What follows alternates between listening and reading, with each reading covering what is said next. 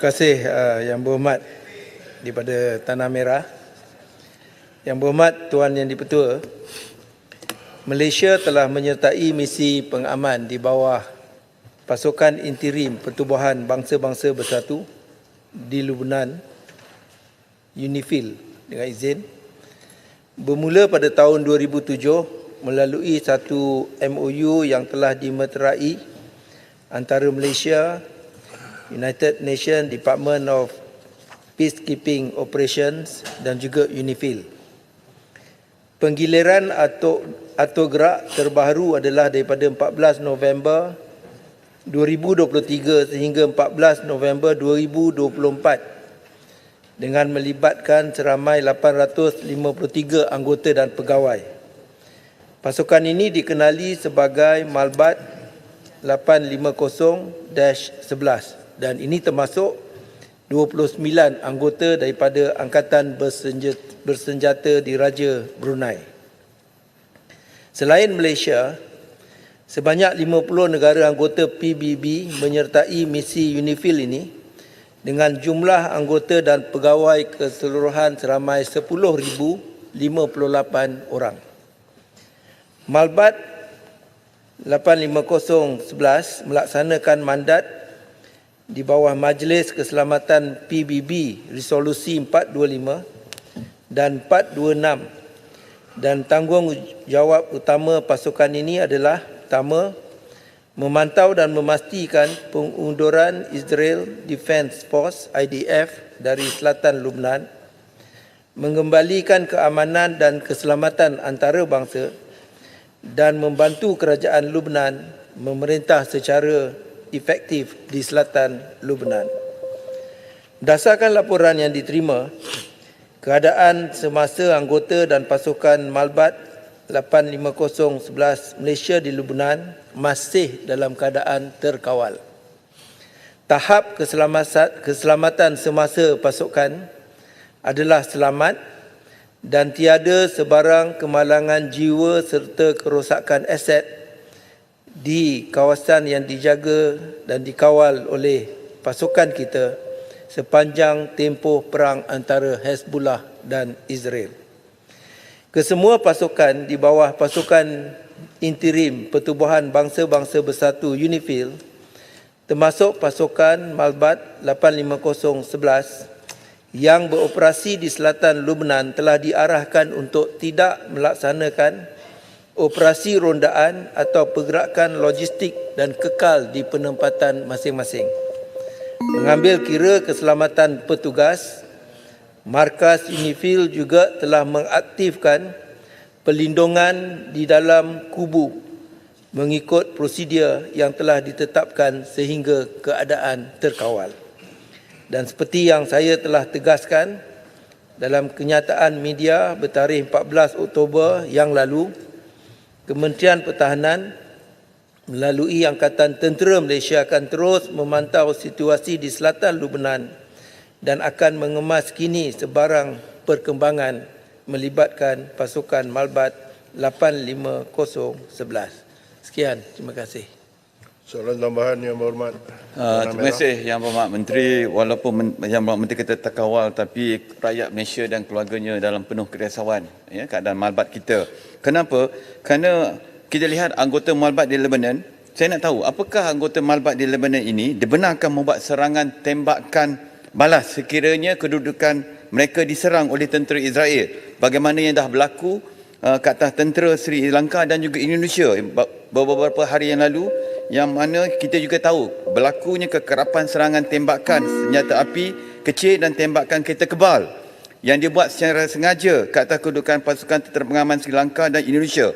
Dan seandainya di kem Malbat kita UNIFIL di Marrakech dan Timni ini, adakah kita mempunyai Dewan Bedah dan juga Pegawai Perubatan Pakar sebagai persediaan jika berlaku kecemasan sekiranya berlaku serangan tentera Israel? Yang akhir sekali, Yang Berhormat Amir Han, apakah pasukan kita ni bersedia melaksanakan misi evakuasi dari Lubnan sekiranya sekiranya PBB memutuskan pasukan pengaman UNIFIL perlu tinggalkan negara tersebut, dan apakah threshold ataupun garis merah yang ditetapkan oleh PBB untuk pasukan UNIFIL meninggalkan selatan Lubnan, terutama kem-kem permati pasukan pengaman PBB kita berada di garisan biru, termasuk kem Malaysia lah yang berada di Tibnin, bagi mengelakkan pasukan pengaman PBB menjadi mangsa serangan jahat tentera Izat ini. Terima kasih. Yang Berhormat Menteri untuk jawapan. Terima kasih Yang Berhormat. Memang kita terima hakikat bahawa ketika ini ancaman semakin meningkat dan semua perkara-perkara yang dilalui itu adalah di bawah kawalan UNIFIL, dan UNIFIL telah meletakkan garis panduan, antaranya soal semua ancaman dan cabaran yang dihadapi tertakluk kepada tindakan-tindakan force protection yang telah disediakan. Jadi merujuk kepada soalan khusus ataupun soalan tambahan khusus yang dikemukakan, jika berlaku serangan dari segi force protection measure yang telah ditetapkan, kalau untuk self defense maka memang boleh untuk kita membalas tembakan dan sebagainya, tetapi kalau untuk kita lakukan offensive attack maka itu tidak dibenarkan, kerana peranan dan tanggungjawab pasukan UNIFIL ni adalah sebagai pengaman. Tetapi kalau dia di-attack, maka untuk self defense maka boleh dilakukan. Dan untuk soal fasiliti Dewan Bedah dan sebagainya, memang ada fasiliti UNIFIL. Kerana kita harus faham bahawa ada 50 negara lain yang terlibat. Jadi dalam soal menyediakan Dewan Bedah dan sebagainya, maka itu diambil tanggungjawab dan disediakan sendiri oleh UNIFIL, dan ia terletak kira-kira 1 jam daripada kem kita, kem Malbat. Manakala di kem kita sendiri, kita ada kemudahan-kemudahan asas untuk merawat level 2, dan pada masa yang sama kita juga telah mewujudkan kerjasama dengan hospital tempatan. Perkara seterusnya yang dipersoalkan ialah soal termination. Semua soal sama ada pengunduran dan sebagainya, kita memang sudah ada plan-plan yang disediakan sekiranya keadaan meruncing. Tetapi keputusannya semua mestilah dibuat oleh UNIFIL. Seperti yang telah saya katakan, bahawa kedudukan kita di sana, kita di bawah command structure UNIFIL, semua operasi dan pergerakan kita adalah di bawah tanggungjawab UNIFIL. Mereka yang akan buat keputusan.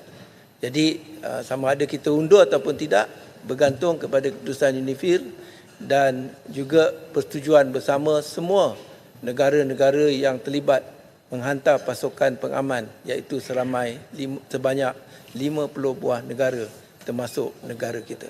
Bukannya tindakan unilateral kita bersendirian. Untuk makluman Yang Berhormat, Indonesia pun yang mana tentera mereka terlibat cedera atas serangan daripada Israel, Menteri Luar Indonesia membuat kenyataan pada 14 bulan September, mereka akan terus bersama menjayakan pasukan pengaman di bawah UNIFIL. Jadi walaupun cedera, keputusan pertama bukan untuk retreat ataupun withdraw. Terima kasih. Baik, silakan Yang Berhormat Putatan.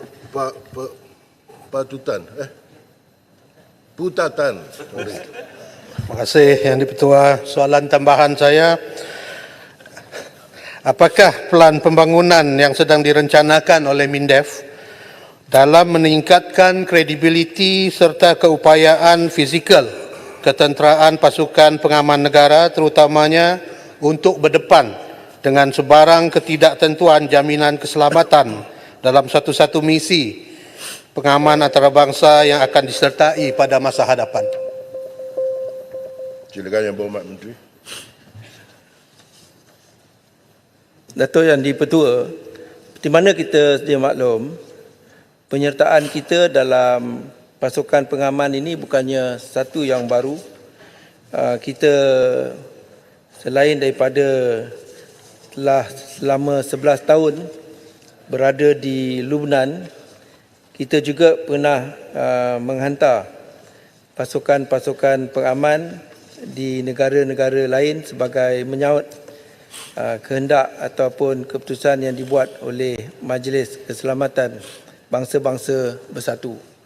Jadi dalam soal ini memang pasukan-pasukan kita akan melalui pelbagai latihan dan pendedahan dan ianya dilakukan di pusat latihan di Port Dickson yang memang terkenal di seluruh dunia. Malah banyak juga negara-negara lain yang menghantar pegawai dan anggota-anggota mereka untuk dilatih di sana.